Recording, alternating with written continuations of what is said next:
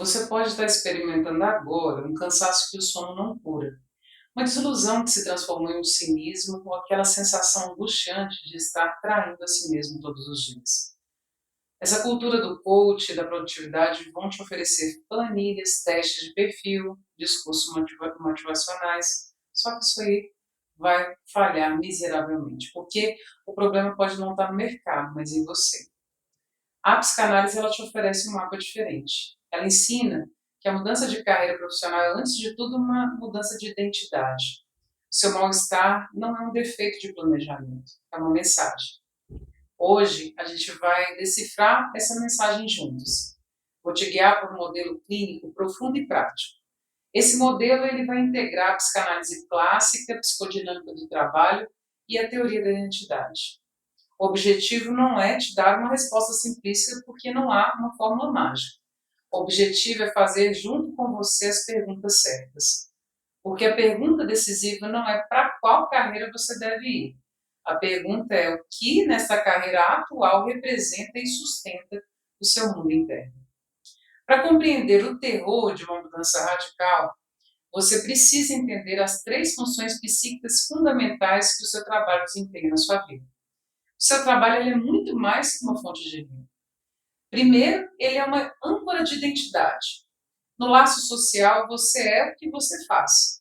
Você já reparou que quase sempre, quando alguém quer te conhecer melhor, ela pergunta o que você faz? Então, na prática, essa pergunta é para saber quem você é. Sua profissão ela vai fornecer um contorno, uma definição, um lugar reconhecível no mundo. Um certo perfil de pessoa. Advogada de um jeito, professora de outro. Então, ela é um dos pilares do seu self. Quando você considera abandonar essa carreira, você está ponderando mudar a sua atividade, mas também abandonar esse status social, aquilo que você acredita ser. Isso gera angústia de uma possível perda de uma referência de si mesmo. Então você se pergunta, se eu não sou isso, então quem eu sou? A sua carreira ela também é um canal de sublimação. A gente chama de função libidinal. O trabalho ele deveria ser um espaço onde você leva a sua energia, sua agressividade. Você encontra uma tradução social aceitável para a pessoa que você é. Isso é gratificante. É onde seu desejo transforma ato, você investe a sua vitalidade. Então, quando essa função entra em colapso, o trabalho deixa de ser um jardim e se torna um deserto, que apenas suga sua energia. Uma outra função que o trabalho tem é ser uma estrutura defensiva. Este é um ponto sutil. O trabalho, com as suas demandas, prazos, hierarquias e rotinas, ele vai funcionar como uma grande organização defensiva contra as suas angústias. Vai ocupar sua mente, estrutura o seu tempo, fornece um sentido de utilidade, afasta aquele fantasma do vazio existencial. Você não sente culpa porque está sempre produzindo. Então, perder o trabalho, escolher deixá-lo, não é apenas perder o emprego. É também correr o risco de ficar frente a frente com seus conteúdos psíquicos que estavam sendo mantidos à distância. O medo não é só da falta do dinheiro, é também de encontrar aquele vazio interno, um desconhecido. Agora eu quero propor um exercício. Volte no tempo. Revisite o momento em que você escolheu sua carreira. Como que ela se apresentou como uma possibilidade? Quando que você escolheu trilhar esse caminho profissional? Os estudos psicodinâmicos, eles são claros. A mão do inconsciente vai guiar a sua escolha profissional de formas que vão muito além do interesse racional e da sua aptidão. Você pode estar vivendo uma dinâmica de identificação. Talvez você tenha seguido passos de um pai, de uma pessoa que você admira. Você busca internalizar a força, o sucesso e o valor que você vê nessas pessoas. Pelo contrário, você também pode ter escolhido um caminho oposto. Ou seja, eu não quero ser como eles. Em ambos os casos, a sombra dessas pessoas vai definir o seu caminho. Você pode também estar executando uma missão de reparação. Muitas carreiras como a área da saúde, do direito, da assistência social, elas são alimentadas por um desejo inconsciente de consertar, salvar ou curar. A pergunta é quem ou o que você está tentando reparar? É uma fragilidade familiar, uma injustiça pessoal? É uma necessidade de se provar bom o suficiente? O trabalho, então, ele vai se tornando um palco onde você vive um drama infantil não resolvido e vai reencenando infinitamente. Você pode estar em busca de um reconhecimento. A fome por títulos, promoções, elogios e status pode ser a fome da criança que nunca se sentiu verdadeiramente visto ou amado. Então, o escritório vai se transformando num quarto infantil. O mercado, o chefe, vão se tornando aquela pessoa que sempre está te culpando, que você fica buscando que te reconheça. E esse buraco, ele vai cada vez criando um lugar dentro de você.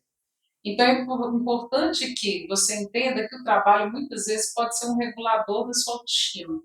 Qualquer crítica, qualquer fracasso projetado, qualquer ameaça ao seu status não é percebido como um evento profissional. Acaba sendo vivido como um ataque catastrófico da sua própria existência. Este é o núcleo de avaliação. Você precisa fazer um diagnóstico preciso sobre a natureza do seu sofrimento. Essa natureza é de um visitante ou de um morador? Esse seu sofrimento com a sua carreira pode ser passageiro por questões pontuais? Ela vem de causas externas identificáveis? É aquele chefe narcisista que precisa minar sua confiança? É aquela cultura organizacional da empresa que é tóxica e predatória?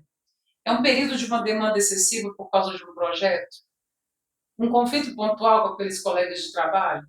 Nesse caso, se for pontual, se for coisas passageiras, o trabalho pode ainda ser fonte de prazer, porque é o contexto que está envenenando. A solução pode ser mudança de empresa, de equipe, aquisição de ferramentas para estabelecer limites. Agora, se o sofrimento ele é o dono da casa, aqui o problema não está no cenário, mas na peça que você é forçado a representar. Está nessa posição que a carreira exige de você. Os sinais eles são diferentes. Então, o primeiro sinal, quando o incômodo é o morador, é quando o burnout torna-se um padrão. Você se trata, tira férias, muda de empresa, mas dentro de alguns meses você está com a mesma exaustão. O cinismo e a sensação de ineficácia vão retomando com a mesma configuração. O sinal também é de que você está sempre pensando em fugir. Aquela ideia de jogar tudo para o alto, desaparecer, de começar uma vida completamente nova em um lugar distante e não é ocasional. Acaba sendo um refúgio mental para que você consiga aliviar a dor do presente. O terceiro sinal é aquela experiência de falsidade constante. Você tem aquela sensação nítida e angustiante de estar atuando o tempo todo, de vestir uma máquina social que não é você. Você olha para suas ações, suas conversas, seus objetivos dentro da carreira e pensa: quem é essa pessoa? Isso não sou eu. Aí há um abismo entre o self autêntico e a personagem profissional que você está sendo obrigado a performar. O quarto sinal é aquela perda irrecuperável de sentido, de propósito, aquelas férias que não restauram, um fim de semana prolongado apenas aprofunda a angústia do domingo à noite. A desconexão não é do cansaço, mas do significado da sua carreira. A atividade em si parece vazia, arbitrária, desconectada de qualquer coisa que vale a pena para você. Quando você identifica esse sofrimento e percebe que ele é estrutural, percebe a verdade dura. Trocar de ambiente dentro da mesma carreira é como rearranjar os móveis de uma casa que está pegando fogo, caindo aos pedaços. E o incêndio continua. Antes de qualquer decisão, você deve se fazer a pergunta do diagnóstico central. Ela vai direto ao ponto. O que esse trabalho simboliza para você? Qual que é a função na economia do seu mundo interno? Pare, respire, não precisa responder rapidamente. Reflita profundamente sobre isso. Esse trabalho ele é um altar de sacrifício? É um lugar onde você renuncia ao seu desejo em nome de segurança, de obrigação familiar, de uma imagem social? Esse trabalho é um tribunal que prova o seu valor? É um campo de batalha onde você precisa constantemente demonstrar para si e para outros que você é competente, merecedor, bem-sucedido, que você não é uma fraude? Esse trabalho é um cofre de status? É a única coisa que impede que você deslize para um lugar de invisibilidade ou desonra social na sua própria narrativa ou na dos outros? Ele é um refúgio de se sentir pertencente? A única tribo a qual você se sente pertencente, mesmo a custo de se calar, é o trabalho? São as pessoas do trabalho? Ao responder isso, você começa a separar a atividade concreta da função psíquica que essa atividade adquire. Você pode odiar a função psíquica, ser um sacrifício, mas ainda ter relacionamento possível com a atividade.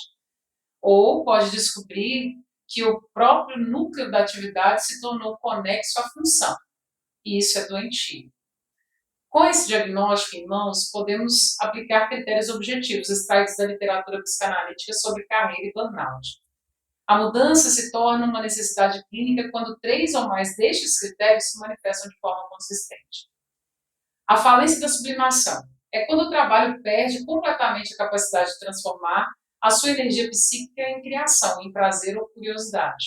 Apenas consome, drena e esgota a sua energia. Não há mais investimento de vitalidade possível. É um poço seco. O critério número 2 é o colapso da sua identidade profissional. É aquela narrativa, quem sou eu no trabalho, entrou em colapso e se tornou algo tóxico. E aí é quando você começa a falar, eu não me reconheço mais, me tornei alguém que eu desprezo, vendi minha alma. Isso não é um drama, isso são relatos literais de uma fratura do seu self.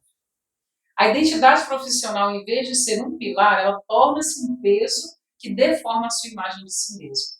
E o número 3 é a persistência do sofrimento apesar das mudanças. Este aqui é decisivo. Você já tentou soluções que vão amenizar a situação? Já mudou de empresa, de cidade, de chefe, de cargo dentro da mesma área? E o padrão fundamental do seu sofrimento se mantém inalterado? Isso é prova clínica de que o problema é a sua relação com a estrutura da carreira e não com as variáveis que a orbitam. Critério número 4, o custo psíquico vai superar o ganho simbólico. Então, faça a conta da sua economia psíquica. O que você ainda ganha ao permanecer nessa carreira? Apenas medo da instabilidade? É a obrigação com a família ou a manutenção do seu status? O saldo é claramente negativo? O trabalho já não fornece autoestima, já não fornece sentido ou pertencimento genuíno? Ele apenas evita temporariamente o confronto com o desamparo e a culpa? Preste atenção. Critério número 5. A emergência de um desejo autêntico e consistente. Aqui é um diferencial. Não se trata apenas de querer fugir de algo, mas trata-se de um movimento de fugir para algum lugar. É uma presença de um desejo positivo, específico e recorrente. Uma mudança completa. Aquelas fantasias sobre outros tipos de trabalho que não desaparecem com o tempo. É um interesse espontâneo, uma curiosidade orgânica que persiste mesmo nos seus momentos de menor pressão. É o desejo falando e não apenas o medo gritando. Agora, preste atenção no que eu vou dizer para você. Nem toda crise significa que você deve abandonar a sua carreira. Você pode estar diante de uma crise evolutiva. São aqueles momentos de transição que exigem uma reposição subjetiva e não uma fuga geográfica de lugar.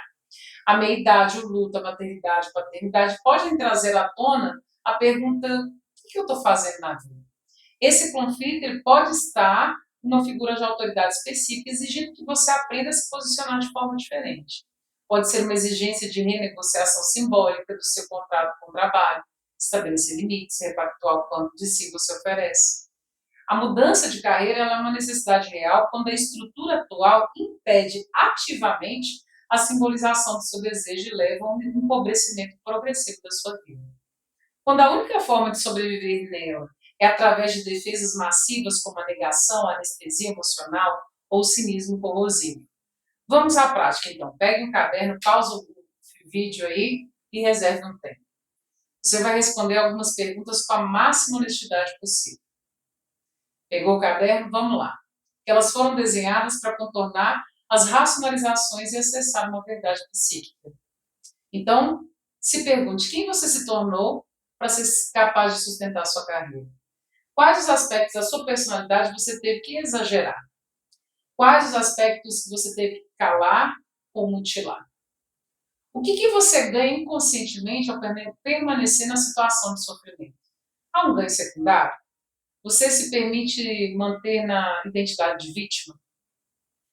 Evita que enfrentar o risco? Poupa-se da inveja dos outros?